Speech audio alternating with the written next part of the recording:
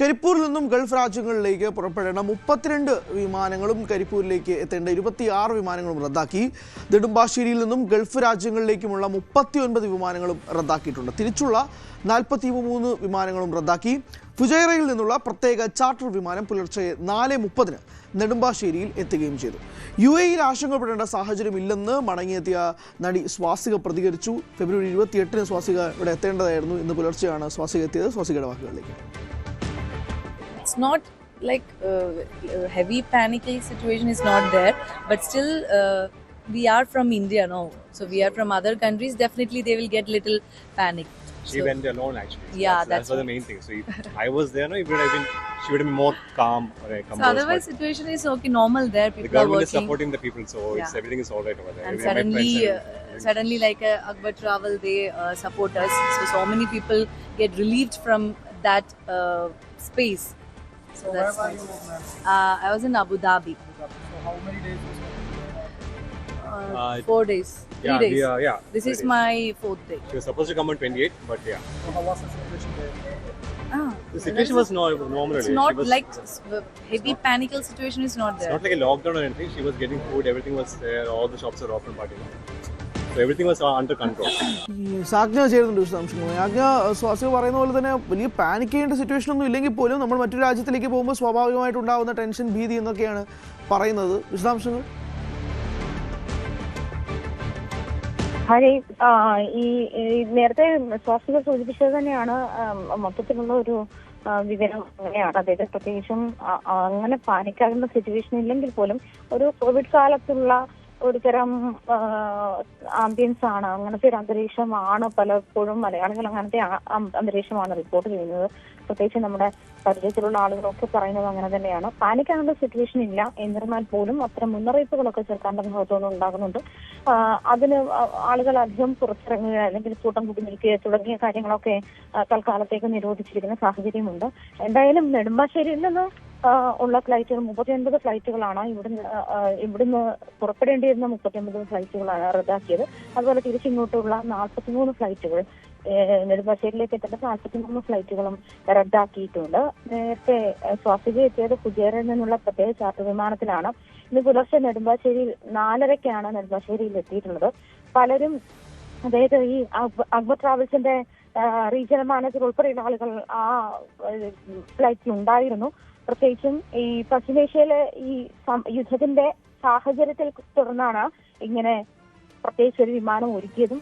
കുട്ടികൾ ഉൾപ്പെടെ 186 യാത്രക്കാര്, അതുപോലെ മുംബൈയിലേക്ക് 187 യാത്രക്കാരുമാണ് ഈ പ്രത്യേകിച്ച് ഒരുക്കിയ വിമാനത്തിൽ ഉണ്ടായിരുന്നത്. അത് മാത്രമല്ല, കറാച്ചിയിൽ കഴിഞ്ഞ ദിവസം കുടുങ്ങിയ മലയാളി കുടുംബവും സുരക്ഷിതമായ കൊച്ചിയിൽ എത്തിയിട്ടുണ്ട്. നേരത്തെ അതായത് ഇന്നലെ രാത്രി 12:50 വിമാനത്താവളത്തിൽ എത്തിയിട്ടുള്ളത്. അസർബൈജാനിലെ ബാക്കുവിൽ നിന്നും ഷാർജ വഴി കുവൈറ്റിലേക്ക് പോകാൻ ലക്ഷ്യമിട്ടിരുന്ന പ്ലാനിടെയാണ് ഈ സംഘർഷത്തെ തുടർന്ന് വ്യോമപാത അടച്ചതിനാൽ ഇത് അറേബ്യ വിമാനം വഴിതിരിച്ച് കറാച്ചി വിമാനത്താവളത്തിൽ അടിയന്തരമായി ഇറക്കേണ്ടുന്ന സാഹചര്യം ഉണ്ടായത്. ഇതിലുൾപ്പെടെ 8 ഇന്ത്യക്കാരാണ് ഈ യാത്രാ സംഘത്തിൽ ഉണ്ടായിരുന്നത്. ഹരി, സാജ്ഞയാണ് വിശദാംശങ്ങൾ നൽകിയത്. നമ്മൾ ഇനി തിരുവനന്തപുരത്തേക്ക് പോകുമ്പോൾ സാരംഗ് സുധാകരൻ ചെയ്യുന്നുണ്ട്. സാരംഗ്, തിരുവനന്തപുരം വിമാനത്താവളത്തിൽ നിന്നുള്ള 27 സർവീസുകളാണ് റദ്ദാക്കിയത് എന്നാണ് മനസ്സിലാക്കുന്നത്. തിരുവനന്തപുരത്തേക്കുള്ള 14, ഗൾഫിലേക്കുള്ള 13 റദ്ദാക്കിയവയിൽ ഉൾപ്പെടുന്നുണ്ട് എന്നതും മനസ്സിലാവുന്നുണ്ട്. എന്നാണ് വിശദാംശങ്ങൾ. യാത്രക്കാരുടെ പ്രതിസന്ധി അതിരൂക്ഷമായി മാറിക്കൊണ്ടിരിക്കുകയല്ലേ?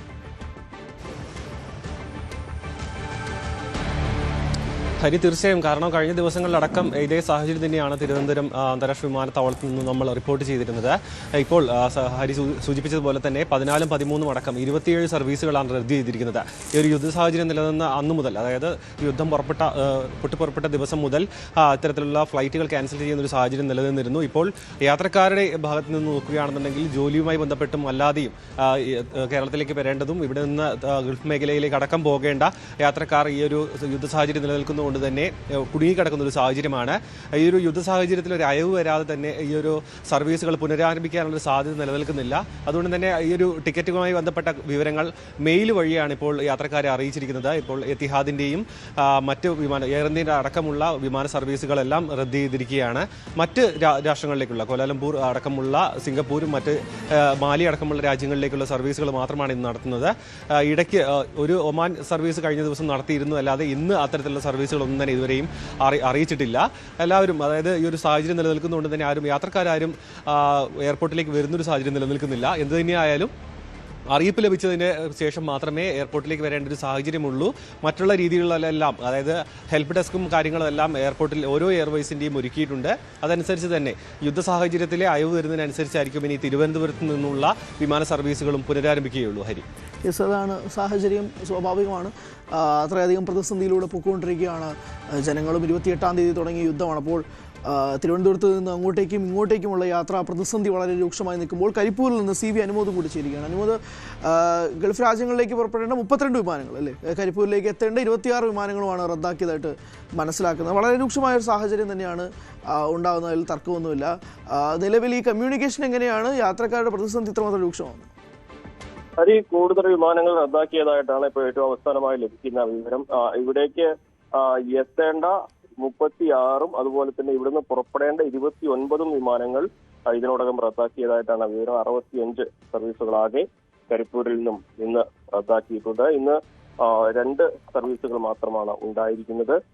അത് രാവിലെ ഫ്ലൈനാസിന്റെയും സലാം എയറിന്റെയും, ഫ്ലൈനാസിന്റെ റിയാദിലേക്കും സലാം എയറിന്റെ മസ്കറ്റിലേക്കുമാണ് പുറപ്പെട്ടിരിക്കുന്നത്. മറ്റെല്ലാ വിമാനങ്ങളും അവരുടെ സർവീസ് പൂർണ്ണമായും റദ്ദാക്കിയിട്ടുണ്ട്. ഇനി എന്ന് മുതൽ സർവീസ് നടത്തുന്നതിനെ കുറിച്ചും അനിശ്ചിതത്വം തുടരുകയാണ്. ഇതിൽ തന്നെ ചില വിമാനങ്ങളൊക്കെ ഈ മാസം 9-ാം തീയതി വരെ ഉണ്ടാകില്ല എന്ന് നേരത്തെ തന്നെ അറിയിച്ചിട്ടുണ്ട്. അതുപോലെ തന്നെ യാത്രക്കാർ വിമാന കമ്പനികളുമായി ആശയവിനിമയം നടത്തിയ ശേഷം മാത്രമേ എയർപോർട്ടിലേക്ക് വരേണ്ടതുള്ളൂ എന്ന അറിയിപ്പാണ് വിമാനത്താവള അധികൃതർ നൽകിയിട്ടുള്ളത്. ചുരുക്കത്തിൽ മലബാറിൽ നിന്നും ഗൾഫ് രാജ്യങ്ങളിലേക്കും അതുപോലെ മറ്റു രാജ്യങ്ങളിലേക്കുമുള്ള യാത്രാ സംവിധാനങ്ങൾ പൂർണ്ണമായും റദ്ദാക്കപ്പെട്ട ഒരു സാഹചര്യമാണ് നിലവിലുള്ളത്. അനുമോദാണ് വിശദാംശങ്ങൾ നൽകി. 65ഓളം വിമാന സർവീസുകളാണ് കരിപ്പൂരിൽ നിന്നും റദ്ദാക്കപ്പെട്ടതാണ് മനസ്സിലാകുന്നത്. യാത്രക്കാരും എയർലൈനും തമ്മിലുള്ള ഇമെയിൽ കമ്മ്യൂണിക്കേഷൻ അതുവഴിയാണ് നടക്കുന്നത്. ചില വിമാനങ്ങൾ ഏകദേശം 9-ാം തീയതി വരെ ഇല്ല എന്നുള്ളത് അറിയിച്ചിരുന്നതായും പറയുന്നു. വളരെ രൂക്ഷമായ സാഹചര്യം തന്നെയാണ്. വല്ലാത്ത പ്രതിസന്ധിയിലാണ് യാത്രക്കാരും നിൽക്കുന്നതെന്ന് മനസ്സിലാവുന്നു. എന്ന് മുതൽ ഇനി ഈ സർവീസുകൾ പുനരാരംഭിക്കുമെന്നതിനെ സംബന്ധിച്ചും വ്യക്തമായ ഒരു ധാരണയും കിട്ടുന്നില്ല. ആജ്ഞാ രവീന്ദ്രൻ, CV അനുമോദ്, സാരംഗ് സുധാകരൻ എന്നിവരാണ് വിശദാംശങ്ങൾ നൽകിയത്. കൂടുതൽ വാർത്തകൾക്ക് News 18 Keralam YouTube channel subscribe ചെയ്യുക.